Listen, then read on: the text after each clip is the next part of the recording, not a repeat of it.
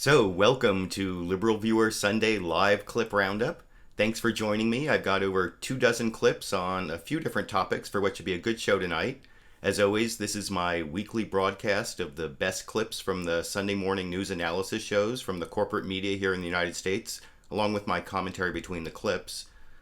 This week, I'll be using clips from the Sunday morning news shows, also Governor Christie's news conference last Thursday.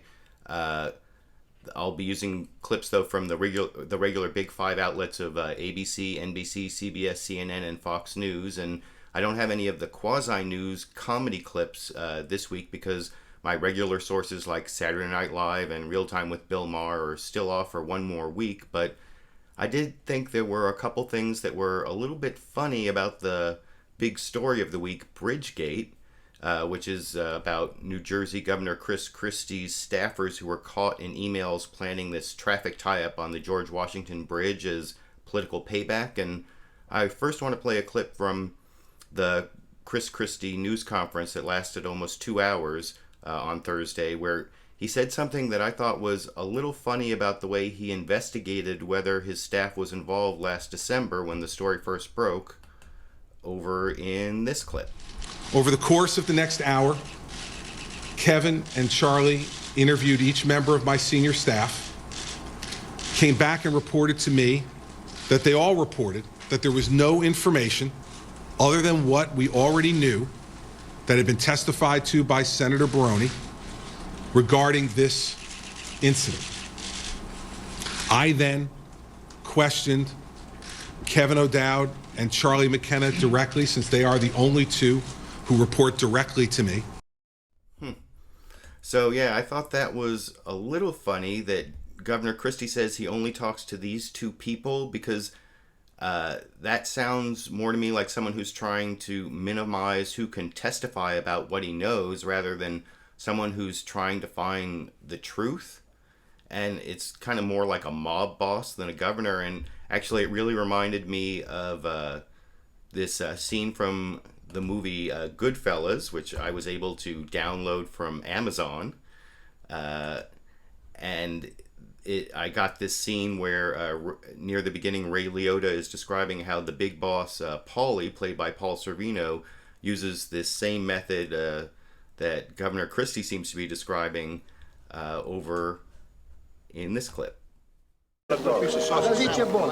For a guy who moved all day long, Paulie didn't talk to 6 people. If there was a union problem or, say, a beef in the numbers, then only the top guys can meet with Paulie to discuss the problem. Everything was one-on-one. Paulie hated conferences. He didn't want anybody hearing what he said, and he didn't want anybody listening to what he was being told. So I don't know, does that sound a little bit like what Governor Christie described that he did last December, that he only talks to these two people and has them go talk to everyone else and report back to him? I don't know. Maybe that's just me, but I thought that was a little bit funny. And there was also something else that was a little funny. There was a discrepancy I noticed. I actually watched the whole 2-hour news conference pretty much live. It was like a little bit delayed in my DVR, but within an hour or so when it finished, I had finished. And I noticed that there was some kind of discrepancy, at least at one point in the timeline that Governor Christie talked about. And here's how he described when he found out about this breaking part of the scandal in this clip. I know there was much discussion yesterday about what was I doing. Well, let me tell you, everybody, I was blindsided yesterday morning. I was done with my workout yesterday morning and got a call from my communications director at about 8:50, 8:55, informing me of this story that had just broken on the Bergen Record website. That was the first time I knew about this. It's the first time I had seen any of the documents that were revealed yesterday. And so before I came out and spoke to all of you, I wanted to do the best I could to try to get to bottom on some of this so that when I came out, I could answer questions as best I can and take appropriate action if action was necessary. So yeah, there's Governor Christie saying on Thursday morning that the first time he found out about this was like 8:55 a.m. on Wednesday morning. And I thought that it was kind of odd because later in the news conferences he had one thing that kind of conflicted with that timeline, and I want to show you that clip here. But I'm just stunned. And what does it make me ask about me? It makes me ask about me, what did I do wrong to have these folks think it was okay to lie to me? And there's a lot of soul searching that goes around with this. You know, when you're a leader of an organization, and I've had this happen to me before, where I've had folks not tell me the truth about something, not since I've been governor, but in previous leadership positions. You always wonder about what you could do differently. And believe me, John, I haven't had a lot of sleep the last 2 nights, and I've been doing a lot of soul searching. So did you see there? He said he hadn't had a lot of sleep the last 2 nights, but he said he supposedly found out about it the previous morning, and I noticed that when I was watching it. I also noticed he seems to spend a lot of time talking about how the big problem was that people lied to him, not what they actually did. But, you know, and I heard also that Rush Limbaugh had done something on his show about that discrepancy where he said he'd been up for 2 nights. And just because Rush Limbaugh says something, I suppose that doesn't necessarily mean it's totally worthless. Even a stopped clock is right twice a day, though maybe Rush Limbaugh didn't notice. One thing I noticed, you could barely hear it, and I've turned the sound up as high as possible on this next clip where you hear this reporter Josh actually picked up on it during the news conference and asked him about it.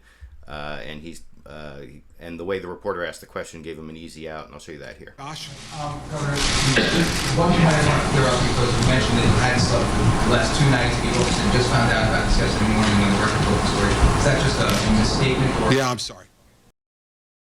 So yeah, there the reporter asked, was that just a misstatement when you said you'd been up the last 2 nights? And Governor Christie said, yes, that was a misstatement. But you can't really even find that question in the transcript because it's mostly inaudible. But I noticed it and turned up the volume, and I don't know if you could hear it, but I could hear it when I turned up the volume really high. And anyway, so I thought that was another odd discrepancy. There's one other funny thing that happened. This is from the Sunday morning news shows. Well, one of the funny things is the only person who seems to be taking Chris Christie at his word is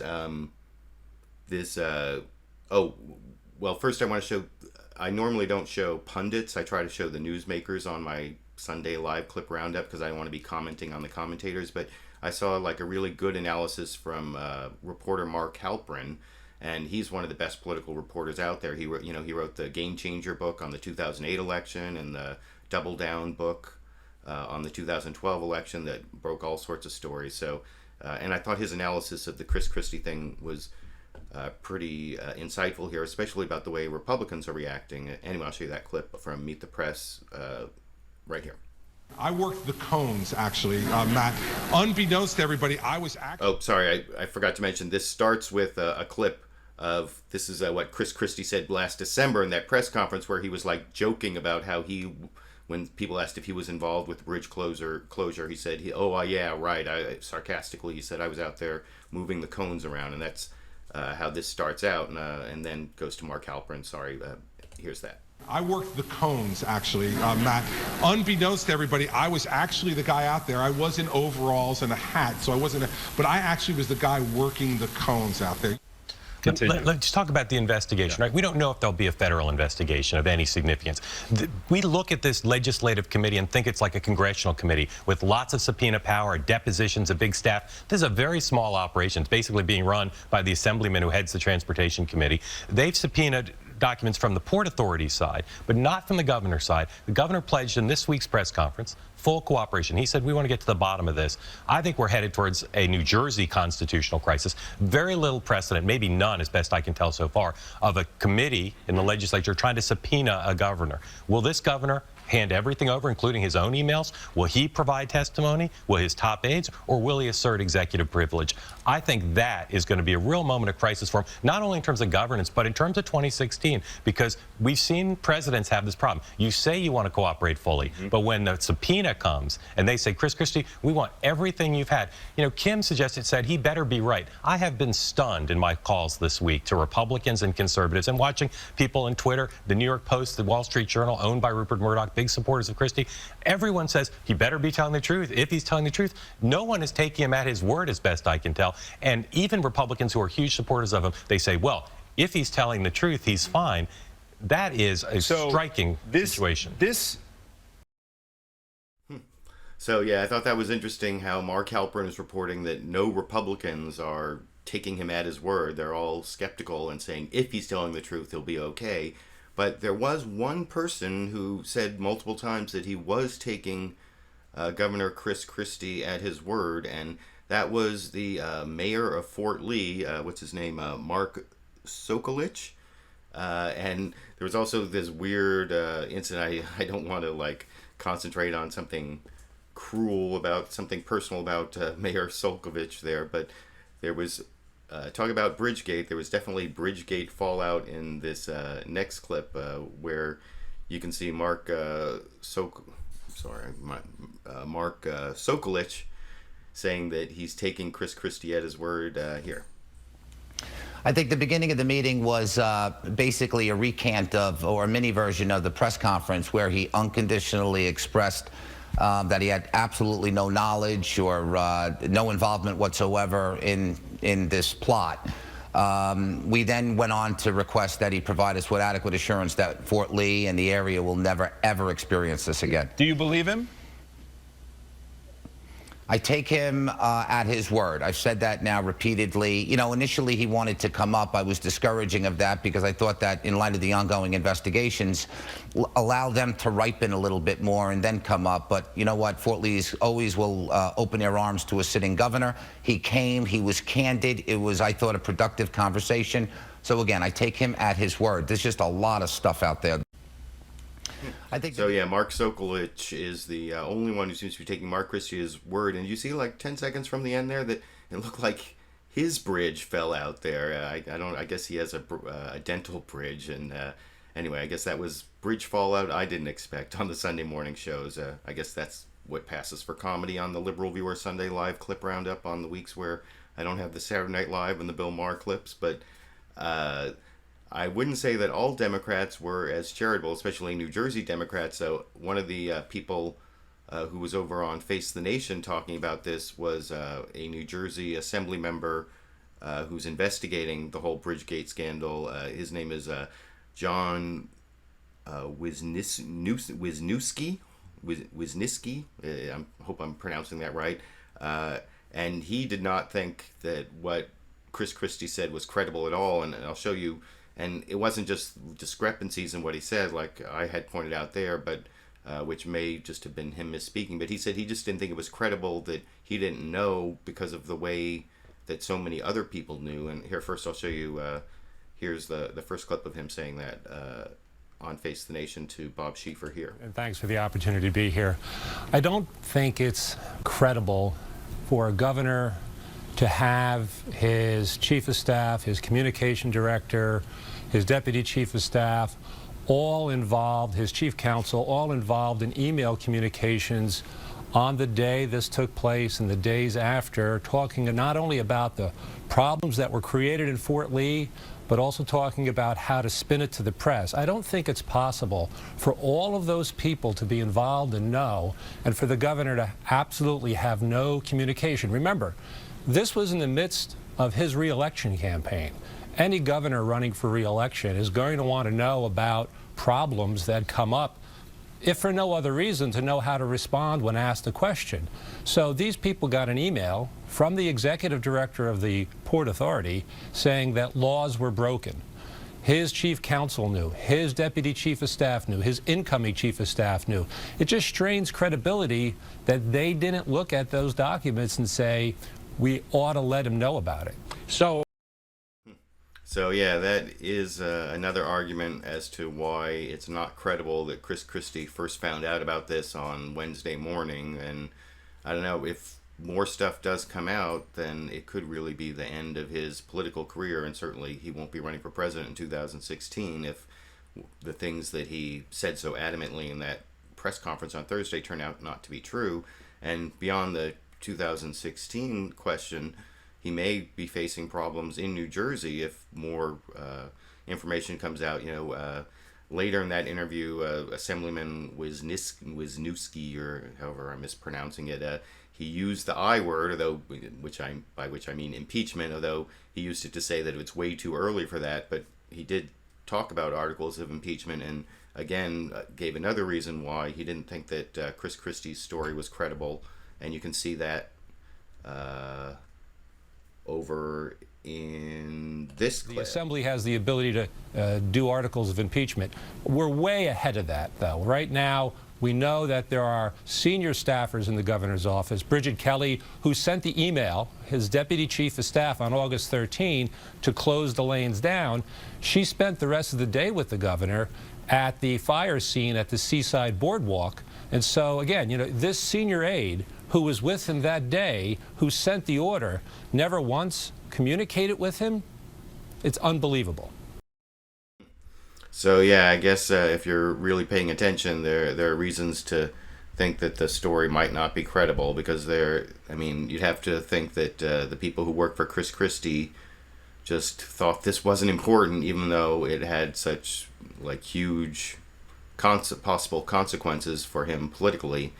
And it is kind of hard to believe. But speaking of the I word, impeachment, regarding the whole BridgeGate scandal, I noticed over on Fox News Sunday they had Bob Woodward on, and he said something. Bob Woodward, of course, who broke the whole Watergate scandal. That this is I called it BridgeGate. People are calling it BridgeGate because Watergate started the whole gate suffix for scandals. And here's Bob Woodward, the author of the Watergate investigation, and here's what he said about BridgeGate that I thought was interesting. I think it's lodged in people's minds because they're saying this is a dirty trick off the charts. We've never seen one like that, and So yeah, I thought that was interesting when the guy who brought down Nixon says this is a dirty trick that's off the chart that we've never seen before. That really says something. Or, of course, I'm not a big fan of Bob Woodward's these days. Anyway, a lot of things a lot of things that Bob Woodward says I don't really agree with. But anyway, I did think that was interesting, and I also noticed that Republicans were starting to find ways Republicans who might be running for president were finding ways to use this to Christie's disadvantage. And the one who was on, or there were two, I'm going to get to Marco Rubio in a little bit, but first Rick Santorum, who supposedly might be running for president again in 2016, he was over on, I believe it was on Meet the Press, and he talked about the BridgeGate scandal. First, he said what a lot of Republicans have said, that Chris Christie did a great job in that Wednesday news conference, but he did find some possible problems when he was asked by David Gregory on Meet the Press, if you're up on the stage in a Republican debate with Chris Christie, how are you going to, is this going to be important? Are you going to say anything about BridgeGate? And anyway, here's what Rick Santorum said. Question. Well, you first have to compliment him for facing the issue, which is, again, what I agree with Ryan, what the president has not done with a lot of these struggles that he's had and conflicts. Chris Christie went up, manned up, and took it on and was decisive. I have several concerns about it, and one of the concerns I have is Richard Viguerie, a good friend of mine, always used to tell me, personnel is policy, and the people that you hire are the policies that are implemented. And what we've seen is 2, 3, 4. I mean, there's now more emails. I don't know how many more come out. That is very clear that the personnel there was not sensitive to what seemed to be a fairly obvious wrong thing to do. Right. And Chris Matthews. So yeah, there you can see one of Chris Christie's possible rivals for the Republican nomination for president in 2016 saying personnel is policy. That seems like one of the good arguments to be used against Chris Christie if it turns out that he didn't know about it, or there's no hard evidence to connect him to knowing about it before last Wednesday. Then there's still ways to try, tarnish his image as a governor. And Rick Santorum was taking one of those right there, you can see. But I noticed that the Democrat who was on CNN State of the Union, who may run for president, Maryland Governor Martin O'Malley, when Candy Crowley gave him an opportunity to go after Chris Christie on this issue, he kind of decided to sidestep it and didn't really say anything. And I want to start off with the introduction that Candy Crowley gave, who she talked about some of Governor O'Malley's accomplishments in Maryland and how he's kind of like a progressive hero. You know, there are a lot of people, you know, in the left wing of the Democratic Party, the progressive wing, the liberal wing, whatever you want to call it, who are looking possibly for someone to take on Hillary Clinton. You know, they talk about Elizabeth Warren. And anyway, here's Candy Crowley talking about what Martin O'Malley's qualifications to be the progressive alternative to Hillary Clinton, and then giving him an opportunity that he doesn't take to attack Governor Chris Christie here. During his 7 years in office, he has championed a minimum wage hike, higher taxes for the wealthy, some of the strictest gun laws in the country, same-sex marriage, and the president's health care law. Term limited, O'Malley will be looking for work at the end of this year, right about the time the 2016 presidential race starts to take shape. Joining me now, Maryland's Democratic Governor Martin O'Malley. It's good to see you, Governor. Hey, good to see you, too. So you've got a year, and then you're going to move on, and I want to get to that a little later. But let's talk about another 2016 presidential candidate, simply because he has been in the news, Chris Christie. I'm sure you know him because governors tend to know one another. What is your takeaway from watching this crisis unfold? Is he damaged goods? Oh, I don't know. I'm sure you'll have another panel later on in the show about that. The governor of New Jersey and I differ greatly on policy choices. I believe we've been making better choices in Maryland. And in terms of this incident, I don't know that I can really shed more light on it. I think this is something for the people of New Jersey and the authorities up there to get to the bottom of. So yeah, there you can see at least the possible Democratic candidate for president 2016 doesn't even want to take on the Chris Christie scandal. And anyway, so I showed you almost, I think, like a dozen clips there on the Chris Christie scandal, both from his Wednesday news conference and from the Sunday shows this morning. And of course, that Goodfellas clip that I thought was appropriate. I hope you liked it. So that's my coverage of BridgeGate, but there were a few other topics I want to talk about. One of the topics that I have a few clips on is the war on poverty, which was an issue. You know, this last week was the 50th anniversary of Lyndon Johnson declaring the war on poverty in 1964.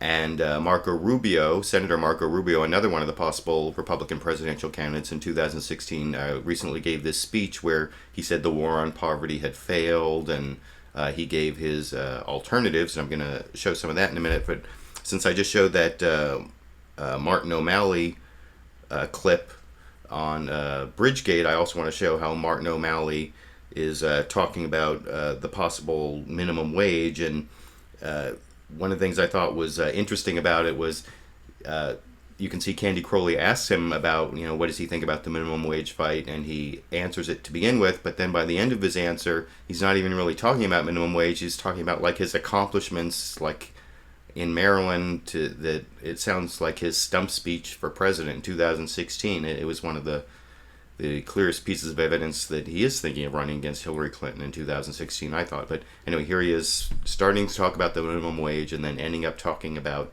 you know, why he would be a good president, I think, over in this clip. Same. Well, it's interesting. If you look at the minimum wage since 1968, and if it had merely kept pace with inflation, it would be a little above $10 an hour. If it had kept pace with productivity, it would be $20 an hour. And if it had kept pace with the earnings of the top 1% of Americans, it would be $28 an hour. So which one do you like? I think we're zeroing in on around a $10 an hour minimum wage in Maryland, where over the last 5 years, our people have achieved a distinction of attaining the highest median income of any state in the nation, the best public schools of any state in the nation, and we went 4 years in a row without a penny's increase to college tuition because we believe in expanding opportunity to grow our middle class, to drive consumer demand, and that's why we're coming out of this recession better than other states. Didn't the end of that answer sound like he was explaining why he would be a good president instead of like minimum wage? I'm not even sure where that came from. It sounds like a guy who's working on a stump speech to me. But anyway, on the whole war on poverty issue, I said that Marco Rubio had given this speech, and Marco Rubio was actually over on Face the Nation, and Bob Schieffer asked him about the war on poverty, and anyway, here's what he said about what's worked and what hasn't worked in the war on poverty. I mean, this isn't the speech he gave, but this is sort of his synopsis over on Face the Nation this morning in this clip. To be America. As far as the war on poverty is concerned, its programs have utility. They do help alleviate the consequences of poverty, but they don't help people to emerge from that poverty. And that's why I feel like the war on poverty has failed, because it's incomplete. I think we have failed to take the next step, which is to help people trapped with inequality of opportunity to have the opportunities to build for themselves a better life. And that's what. So yeah, that is Marco Rubio's take on the war on poverty, that it's helped, alleviate some of the symptoms, but it hasn't helped get people out. I'm not sure that's true, and I'll show sort of a rebuttal of that in a minute. But first, Marco Rubio's plan in the speech that he gave, basically most of the money that goes to the war on poverty and the poverty fighting programs, he wants to block grant them to the states, basically, or have them have a big decision about, put the money in a big pot and then fund innovative programs in states and let states take control. And Bob Schieffer asked him about that a little later in the interview on Face the Nation. I want to show you that clip here. These programs over to the states. But I'll tell you, the question I had when I heard you say that is, I know some of these states, when they had the opportunity, opted out of federal programs like Medicaid, especially some where there were conservatives like yourself running the local governments. What if these states opt out of these programs? Then what happens to these children and these people in poverty? Well, here's the distinguishing factor. Under Obamacare, when you turn Medicaid over to the states, what you're saying to them is the money will be available up front for the expansion for a few years, and then the money will go away, but you get stuck with the unfunded liability. I'm not saying we should do that. I'm actually saying that what we should do is take the existing federal funding that we use for some of these programs, and we're still working through which ones those should be, collapse them into one central federal agency that would then transfer that money to fund innovative state programs that address the same issues. But it would be funded. It wouldn't be something where states are told, you get the money for a few years and then we'll back away. And it should be revenue neutral. So yeah, that's kind of his explanation of why he wants to send money to the states. And the thing he said at the beginning about the Medicaid expansion under Obamacare, that it's like fully paid for the first few years and then they leave them with an unfunded mandate. Well, actually it's fully funded for the first few years and then it's 90% funded after that, unless there's some act of Congress to change it. So that really wasn't accurate. But I also want to show back over on CNN State of the Union, Maryland Governor Martin O'Malley was specifically asked by Candy Crowley about Marco Rubio's plan to send the money to the states. In fact, she showed him, I believe she showed him a clip of the Marco Rubio speech on the war on poverty that I was talking about and got him to respond to it. And I'll show you that clip over here. Washington continues to rule over the world of anti-poverty policymaking, with beltway bureaucrats picking and choosing rigid nationwide programs and forcing America's elected state legislatures to watch from the sidelines. What do you think? One of those so-called rigid programs is feeding hungry children.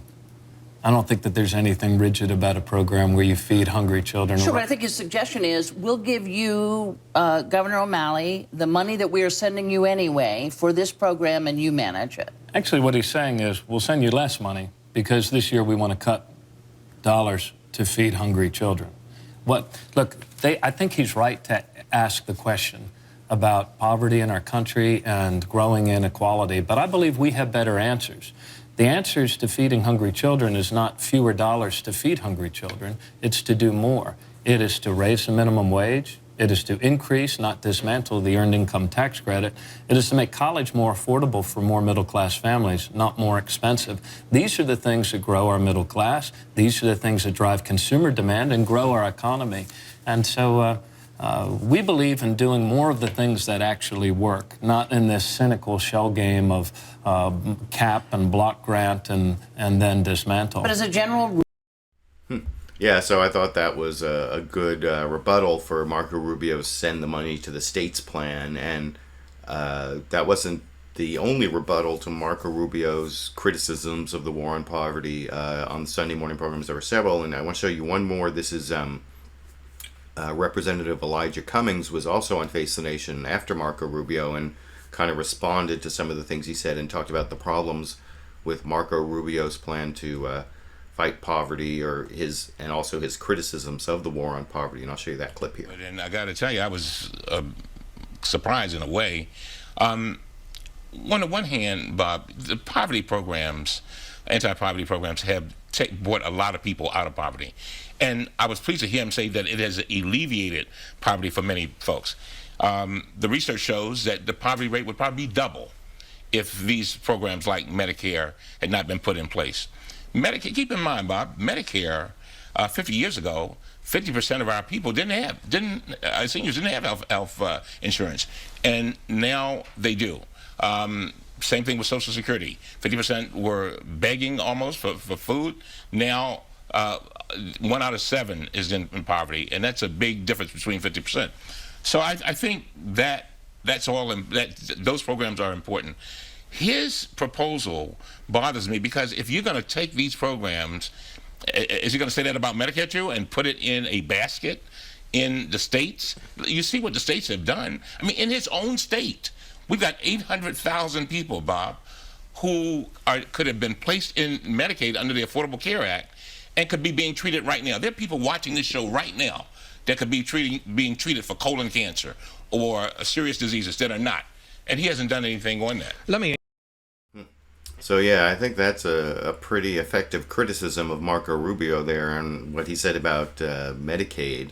That that in his own state people are not getting health care who could get health care because of these partisan ideological decisions. And like I said, what Marco Rubio was claiming was his reason for opposing Medicaid expansion didn't even make sense, because it's not just a few years of funding and then no funding, it's a few years of 100% funding and then 90% funding. So anyway, I thought that was an effective criticism, and those were the war on poverty clips I wanted to show you. The next topic I want to show a few clips on was the Robert Gates book that came out. Former Defense Secretary Robert Gates wrote a book. He was Defense Secretary for Obama and also for Bush before that. So he's got a lot of experience, and he said a lot of things critical of the Obama administration, of Vice President Biden specifically. He said that a lot of decisions his biggest criticism of Barack Obama was that on the Afghanistan surge, he thought that Obama didn't really believe in the policy. And anyway, he said several critical things. I don't know if the book has actually come out. I certainly haven't read the book, but I want to show, since I showed those Marco Rubio clips before, I want to show that even though Secretary Gates said a lot of really positive things about Hillary Clinton, the fact that he said that Hillary Clinton's opposition to the surge in Iraq in 2008 while she was running for president, she and Barack Obama both admitted to each other that was a political decision. And you can see Marco Rubio again showing that he is thinking of running for president because he is definitely waiting to use what Robert Gates said as ammunition in a presidential campaign. And anyway, I will show you that as the first on the whole Robert Gates issue. Here's Marco Rubio on Face the Nation here. Yeah, I have two thoughts, Bob. The first is my preference would be that people would refrain from writing these sorts of things until the president is out of office, because I think it undermines the ability to conduct foreign policy. That being said, I don't think we can ignore what's in that book, and I think for many of us it confirms our worst fears, and that is that this is an administration full of people that either have the wrong convictions or, in the case of former Secretary Clinton, lack the courage of her convictions. Yeah, so you can see that even though there's all sorts of interesting facts that came out in this book, the facts that people who are thinking of running for president in 2016 latch on is the one negative thing that Robert Gates said about Hillary Clinton, that she made this political decision back in 2008, even though he said all sorts of laudatory things about Hillary Clinton as Secretary of State. So there's actually all sorts of really good things for Hillary Clinton in this book. But anyway, I just showed that clip because I think it is another indication that Senator Marco Rubio is probably going to be running for president. But I also want to show another Republican talking about the book, and this sort of goes through the whole gamut of, and I'll discuss it a little after I show it, but it's kind of a longer clip. This is Representative Adam Kinzinger, and he's over on This Week with George Stephanopoulos, although Martha Raddatz was hosting this week. She was hosting This Week, and she asked Adam Kinzinger about this and, about the decisions on Iraq, especially because he's an Iraq War veteran. And I'll show you his answer, and it seems to be like all the Republican talking points rolled into it, and I'll show you that here. I mean, I think it's important for some of this to come out. I mean, the reality is nobody's been critical of this administration's foreign policy, both in Iraq and Afghanistan, by and large. We haven't heard a lot of it. For Gates to come out and say, look, here behind the scene, this is the truth. The president and Hillary Clinton opposed the surge for political reasons. By the way, using politics on foreign policy is absolutely terrible, and a leader should never do that. And in terms of Afghanistan, when was the last time you've heard, and I'm a believer in the war in Afghanistan that we can and should win, when was the last time you've heard the President of the United States tell the American people why we're there and what our interest is? He hasn't talked about it. He's avoided it. And in fact, in the bilateral security agreement, we're hearing that they're floating a number of 9,000 or 10,000 American troops when General Allen and generals on the ground recommended at least 15,000 to accomplish the mission. This is important today because America is paying for this, and it's our men and women over there. Yeah, so I thought that was interesting. First of all, because I know a lot of my viewers are people who are on the left and to the left of President Obama, and I hear a lot of criticism of President Obama from people on the left saying that basically that he's a warmonger, because he hasn't finished the Bush wars fast enough, and he's expanded into Libya, and he threatens Syria, and of course he has all these drone attacks, and some of that I agree with, especially on the drone attacks. But on Iraq and Afghanistan, I think he has done what he inherited the wars, and he has been winding them down. And, if you hear the Republican criticism there, how he's criticizing Obama for minimizing the troops, it seems like the opposite of what I hear from, my friends on the left, that Obama is maximizing the troops. So anyway, I just wanted to show that for people who think he's maximizing the troops. There's someone on the other side who thinks he's minimizing the troops. And so, I guess he could have wound down some of the stuff faster, because he did do that surge. And that was what Robert Gates really criticized Obama for, was that he did the surge but didn't really believe in it. But with all these criticisms of President Obama in the Gates book that Republicans are playing up, one of the things you have to remember is that Robert Gates actually said he agreed with every decision that President Obama made on Afghanistan. And I will show they showed a clip over on Face the Nation. This was actually, I think, from CBS Sunday Morning. It's reporter Rita Braver actually interviewed Robert Gates, and he has some sort of fractured vertebrae, so he's in a neck brace, and he makes that point. I'll show you in that here's that clip from Face the Nation here. What people are troubled by is that you criticize President Obama on actions, particularly on his commitment to the war in Afghanistan while it's still going on. And people are saying, look, that's just not right. I make very explicit in the book that I agreed with all of the president's decisions on Afghanistan, the ones that he made in 2009 and subsequently. My one concern was that over the course of 2010 and early 2011, the president began to have his own reservations about whether it would all work. And I think that's not an unfair thing to say. Yeah, I guess that's not an unfair thing to say, but actually, having doubts about whether the surge in Afghanistan or even what, the whole United States mission in Afghanistan at this point is going to work, that seems like it would be reasonable to have those doubts. So that criticism of President Obama doesn't seem like it's really that damning to me, and the way that Republicans have been playing it up, like in those two previous clips I showed, I mean, it just doesn't make sense to me. Now, one more topic I want to show a few clips on, and then there are going to be a couple of little single clips at the end. But I talked about what's going on in Iraq on my LiberalViewer Sunday Live clip roundup last Sunday. And I showed some clips about how Al-Qaeda has taken over Fallujah and part of Ramadi and is basically taking over a lot of Anbar province. The Anbar province is where a lot of the Sunnis in Iraq live.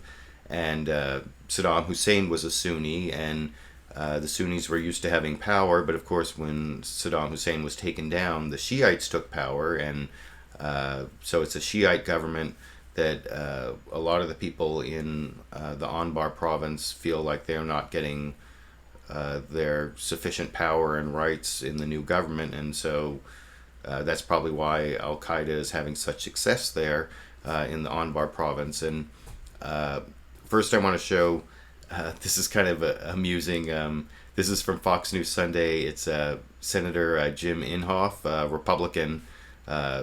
He's kind of famous for being one of the top climate deniers in the Republican Senate, but here he is where it's Fox News Sunday. Chris Wallace was out. He was replaced by John Roberts, and John Roberts asked Senator Inhofe who's to blame for this Al-Qaeda takeover in Fallujah, and you'll see Senator Inhofe says, well, I don't want to say who's to blame, I just want to say what we should do next, and then in his answer somehow I think you can figure out who he thinks is to blame anyway, and I'll show you that clip. Oh, here it is. Again, who's to blame here, Senator Inhofe? Well, I'm not going to say who's to blame now. I'd rather look at how can we correct it. We tried very hard back when President Obama pulled out to get him to leave such things as surveillance, intelligence, logistics, training. That's the type of thing that we can do. We've trained them already over that period of time in Oklahoma. My 45th were very much involved in that. So they're great warriors, but you can't just leave them and not have the intelligence and the logistics there with them. So that's what we're encouraging them to do now. So can you tell who Senator Inhofe thinks is to blame from his answer there, where he's not saying who's to blame? The people who didn't leave the logistics and intelligence is my guess there, and of course that's the Obama administration. And sort of the converse of that clip there from Fox News Sunday is over on CNN State of the Union, Senator John McCain, who's one of the harshest critics of Obama on what he did in Iraq. Basically, when President Obama pulled out of Iraq at the end, he didn't leave any forces behind because he couldn't come to agreement with the Maliki government as to what, there was no status of forces agreement, so there are no U.S. forces left behind. And anyway, so Candy Crowley over on CNN State of the Union asked Senator John McCain what we should do next, which is what Senator Inhofe said that he was going to try to answer. And Senator McCain's answer to what we should do next is all about who is to blame. It's kind of the opposite of the last answer, which I think is kind of humorous. Anyway, here is that clip from CNN here. Where the violence, much of it certainly in Fallujah, driven apparently by Al-Qaeda, that is pushing this country toward, it looks like, a civil war between, once again, the Sunnis and the Shia. How do you see the U.S., quote, involving itself in this? There's none, and that's why we are paying such a heavy price. The President of the United States said the surge wouldn't succeed, and it did, and he wanted out of Iraq. We're out, and now you've seen increasing Iranian influence. You're seeing Maliki being very persecuting the Sunni minority. The Iraq-Syrian border is now becoming a haven for Al-Qaeda. And now, of course, Fallujah. In the Battle of Fallujah, Second Battle of Fallujah, Candy, we lost 95 American soldiers and Marines and 600 wounded, the bloodiest battle of the war. Now we see Fallujah, vehicles driving down the main street with Al-Qaeda flags. It's very distressing to those veterans who fought so hard. And this president wanted out. We got out. They would never say the number of troops that they wanted to have there. So Maliki decided to go his own way, and we're now seeing dramatically increased Iranian influence there in Iraq. So yeah, there you can see Senator John McCain answers the question, what should American involvement be with Obama's to blame, which is kind of funny after Senator James Inhofe answered the question, who's to blame with, well, I just want to say what we should do next, although Obama's really to blame. And before I finish with the whole Iraq topic, I want to show also, at least Fox News Sunday did have a Democratic Senator, Ben Cardin, on, and he kind of gave the Democratic response on the who's to blame question on Iraq, and I'll show you that clip here. Justified? And what about the 2004 battle for Anbar province? All those Marines who fought so bravely and so many of whom lost their lives. Was that all for nothing? Well, first of all, the Iraqis have to take responsibility for defending their own country, and the Iraqi government must respect the different ethnic communities within Iraq. And a good deal of the problems today is internal security, and it's a government that does not respect and try to bring together all the people of Iraq. Yes, they're extremists and they're terrorists, and we need to work together to root that out. But I think the fundamental problem is whether the Iraqis will take responsibility for their own country. So yeah, I think that is a good point, that it's really the fault of the Iraqis and the Maliki government. The fact, you know, what I was talking about before I started playing the clips about how the Shiites are not giving enough buy-in governmental power to the Sunnis, like in the Anbar province, and I don't even know what's going on with the Kurds up in the north, and I don't know that. You know, one of the things in the Gates book that Robert Gates said that Vice President Joe Biden had been wrong about every foreign policy question for the last 4 decades.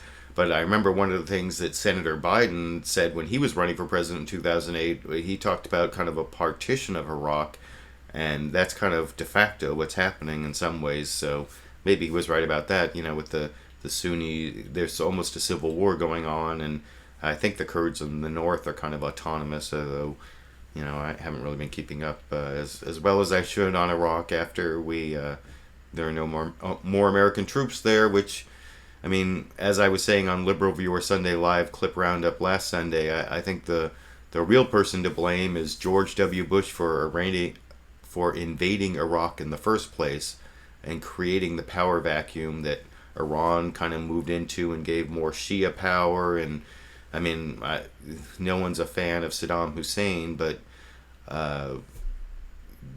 deposing him and creating a power vacuum didn't do anybody any favors, really, I don't think. And I'm not sure that the human rights situation in Iraq is so much better now than it was under Saddam Hussein from some of the things I've been reading about. But anyway, those are the Iraq clips. I only have a couple more clips I want to show you before I get to the comments. I think I have over 100 people watching, so, and I see there are a whole bunch of comments being posted, so I want to get to those. But one clip I want to show you is about the upcoming Olympics in Russia and Sochi. This is kind of like a preview clip.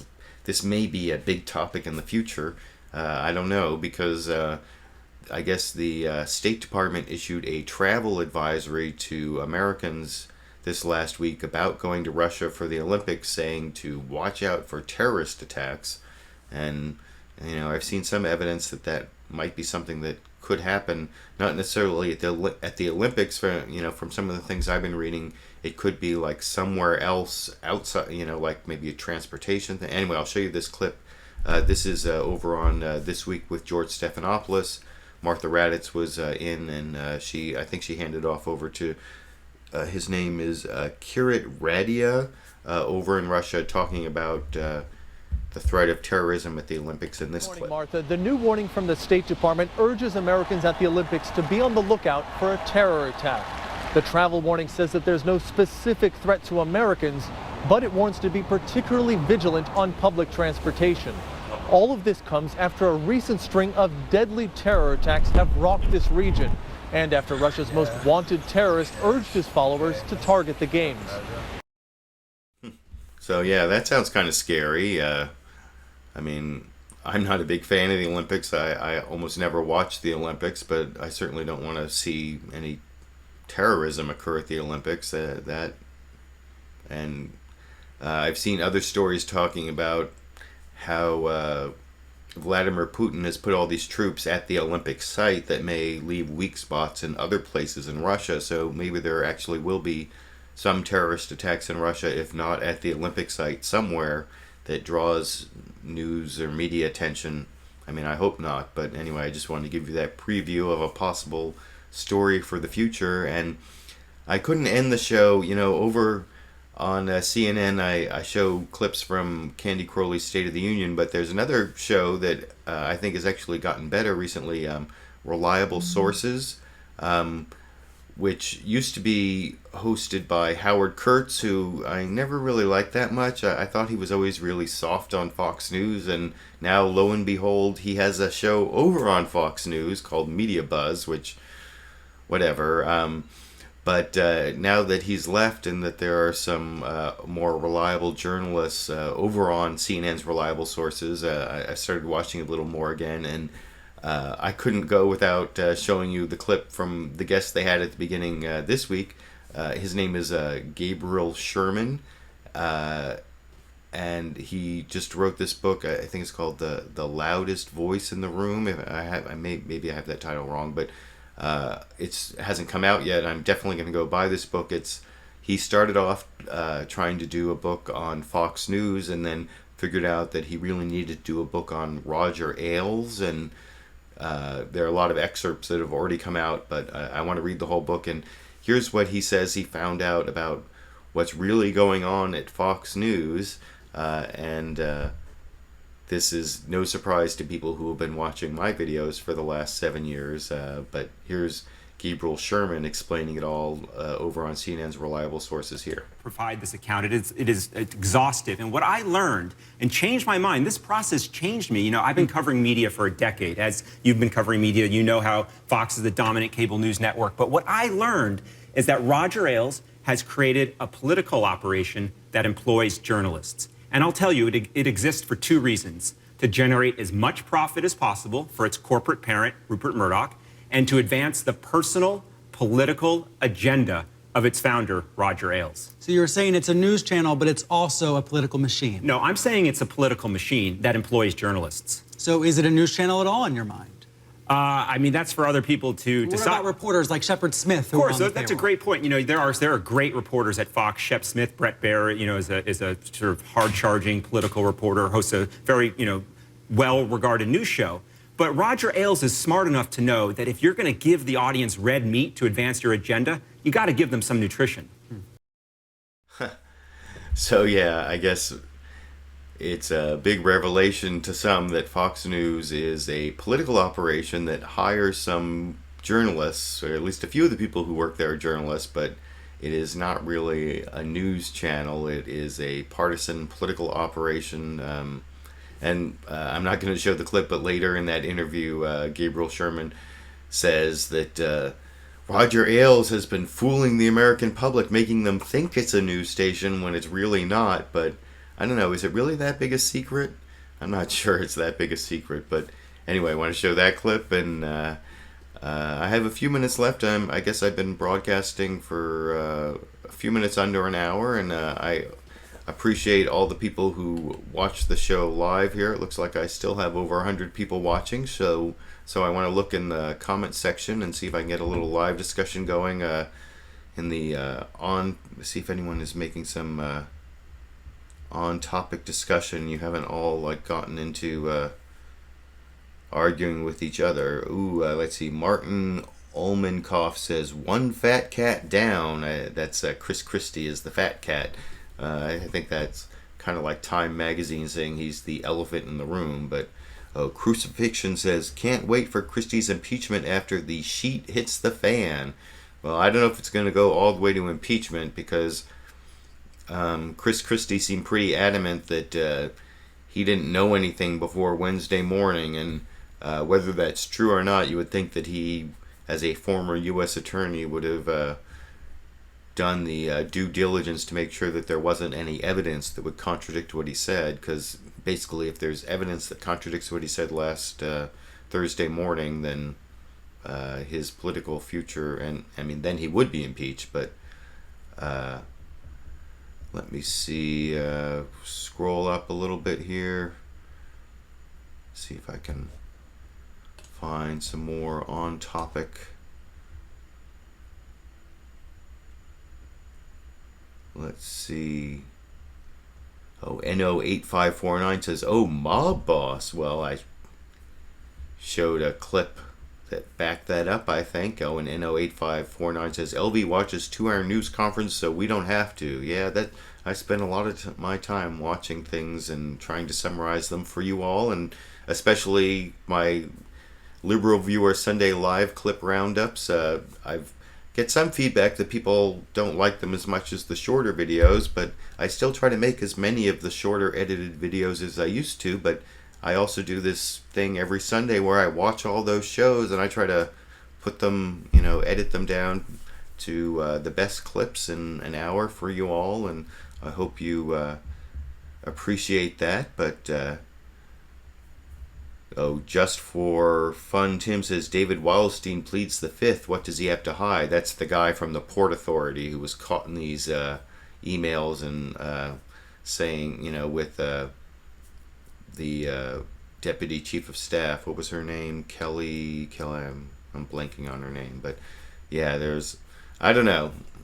I don't really believe what Christie said, or I find I'm very skeptical of it, but I also think that he probably wouldn't have said it that way if he hadn't checked if there was any evidence that contradicted him. But I don't know. I guess we'll see. Let me see if I can find a few more on-topic comments here. I think I'm just about at the 1 hour mark, but Andrew Blumenfeld says, "Did Marco forget to bring his water bottle?" Oh, well, in honor of that, since my mouth is getting a little dry, I'll do my own little Marco Rubio here. And did you notice, not in on Face the Nation, but he actually did seem kind of dry mouth during that speech, and I showed a clip of his speech on the war on poverty. It looked like he did need a little bit of water there. But oh yeah, Paul Cassell says, "Looks like Rubio needs some water in that clip." Yeah, that's what I was just saying. So yeah. Oh, and Cruz too says, "LV, what about the 10,000 or so troops he wants to leave in Afghanistan?" And I guess that's talking, I was talking about whether he's too much, whether he's too heavily into military adventurism, as people on the left, to the left of Obama, seem to think, or whether, like Adam Kinzinger said, he's not leaving enough troops. Well, that's what Adam Kinzinger said. He's only leaving 9,000 or 10,000 when the generals say he needs to leave at least 15,000. And that's kind of what I'm saying. That he's not a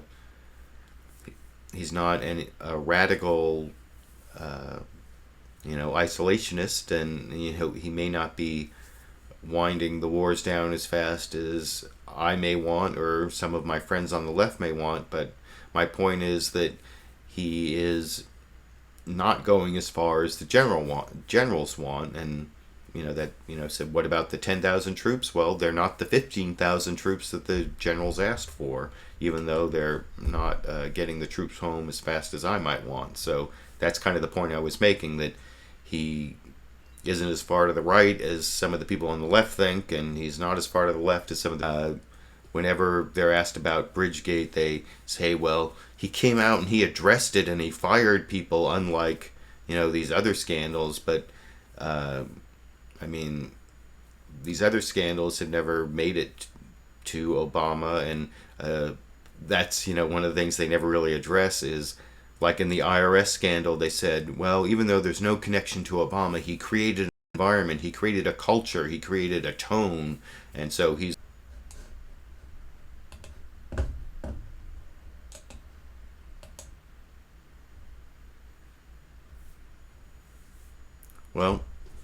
looked like I froze somehow, so I guess I'll finish up here. I'm sorry if you're watching live and I froze or something happened, but it looks to me like I'm still broadcasting. I don't know exactly what happened, but thanks for joining me for LiberalViewer Sunday live clip roundup. I hope you enjoyed the clips I chose for you. I hope you enjoyed the live discussion going on, and I do this every Sunday at 6:30 p.m. Pacific. So join me next Sunday, and for the foreseeable future, hopefully I'll be making